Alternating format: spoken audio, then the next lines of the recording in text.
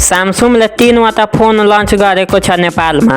यी फोनहरूको नाम हो Samsung Galaxy S24 Ultra, Samsung Galaxy S24, S24 Plus। यस भिडियोमा कुरा गर्नेछौँ Samsung Galaxy S24, S24 Plus को बारेमा।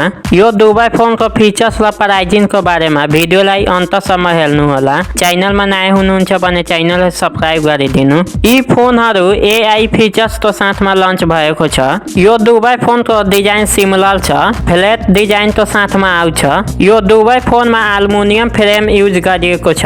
डस्ट वाटरबाट बचाउनको लागि IP68 को प्रोटेक्सन पाउँछौ। Galaxy S24 मा 6.2 इन्चको dynamic AMOLED display, S24 Plus मा 6.7 इन्चको डाइनामिक एमोलेड डिस्प्ले दिएको छ। यी दुवै फोनमा 120 hertz refresh rate, gorilla glass version 2 को प्रोटेक्सन दिएको छ। दुवै फोनमा स्नैपड्रैगन 8 Gen 3 र Exynos 2400 4 नैनोमिटरमा बनेको चिपसेट युज गरिएको छ। दुवै फोनको क्यामेरा सेम दिएको छ।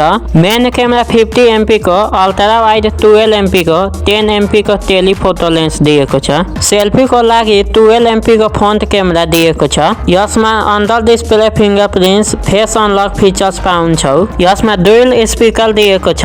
यी दुवै फोनमा वाइफाई 6E, ब्लुटुथ 5.3, NFC को सपोर्ट दिएको छ।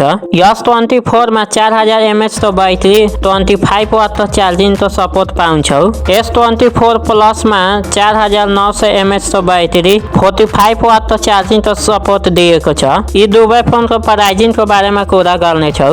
Galaxy S24 को प्राइस 1,20,000 पर्छ, 8 + 256 GB को। Galaxy S24 Plus को प्राइस 1,43,000 पर्छ, 12 + 256 GB को। यो दुवै फोनको प्राइस तपाईलाई कस्तो लाग्यो कमेन्ट गर्नुहोला र भिडियोलाई एउटा लाइक गरिदिनु। जय नेपाल।